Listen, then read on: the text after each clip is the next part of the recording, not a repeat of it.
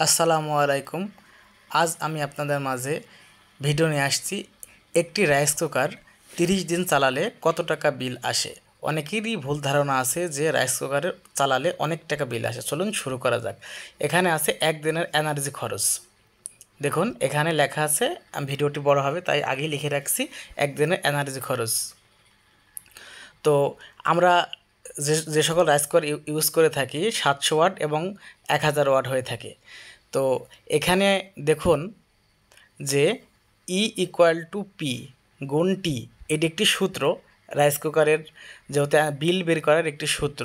তো এত কিছু বোঝার দরকার নেই। আমরা একদিনের এনার্জি E=P গুণ টি, অর্থাৎ পিতে হচ্ছে পাওয়ার এবং টিতে সময়, এটুকু মনে রাখলেই হবে। অর্থাৎ আমরা যে রাইস কুকারটি ব্যবহার করব ধরে নিলাম 1000 ওয়াটের। দেখুন পি সমান 1000 ওয়াট গুণ টি। আমরা ধরে নিই দুইবার রাইস কুকারে ভাত রান্না করি 45 মিনিট করে, অর্থাৎ মোট 90 মিনিট আমরা একদিনে ভাত রান্না করি। রাইস কুকারটি চালাবো 90 মিনিট। দেখুন তাহলে 1.5 আওয়ার, অর্থাৎ 1.5 ঘন্টা। যেহেতু আওয়ার তাই আওয়ার দিলাম। তো মনে রাখবেন। এরপরে আমরা দেখুন যে 1000 গুণ 1.5, এটা হচ্ছে যদি আমরা ক্যালকুলেশন করি 1000 তাহলে হচ্ছে 500। দেখুন 1500 ওয়াট আওয়ার।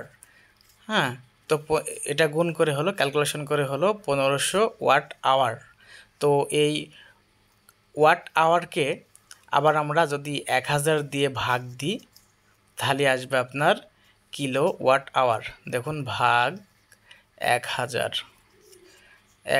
তাহলে এর ক্যালকুলেশন আসবে হচ্ছে 1.5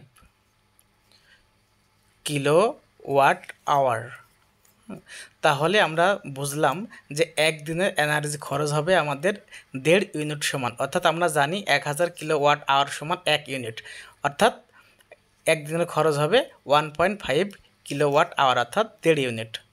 এবার 30 দিনে যদি এই রাইস কুকারটি আমরা চালাই তাহলে কত টাকা খরচ হবে দেখুন, ক্যালকুলেশনটা করে নিই। তাহলে 30 দিনের ব্যবহৃত হবে 1.5 গুণ, যেহেতু 30 দিন, এক মাস সমান 30 দিন তাই 30 দিলাম।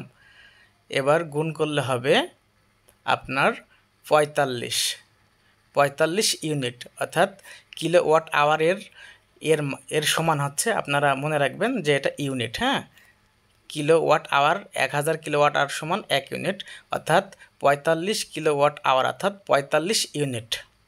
তো এখন আমরা বিভিন্ন পল্লী বিদ্যুতের বেশ কিছু স্টেপ আছে বিলের, যেমন একটি স্ট্যান্ডার্ড মান আমরা ধরে নেব। তো আমরা ধরে নিই যে পল্লী বিদ্যুতের আমরা 7 টাকা। এখন 1000 ওয়াটের এক বিল এবং 700 ওয়াটের এক বিল। তো আমরা যেহেতু ধরছি 1000 ওয়াট, তো এর বিল কিন্তু আরও কম আসবে, ঠিক আছে। তো এখন আসুন আমরা স্ট্যান্ডার্ড মান একটা ধরে নিই, যে তাহলে এখানে 45 গুণ 7, এ হচ্ছে 7 টাকা ইউনিট, অর্থাৎ 1 ইউনিট ফোরালে আমার 7 টাকা দিতে হবে পল্লী বিদ্যুৎকে। তাহলে 45 গুণ 7 যদি ক্যালকুলেশন করি তাহলে 315 টাকা হবে, অর্থাৎ এক মাসের বিল আসবে 315 টাকা।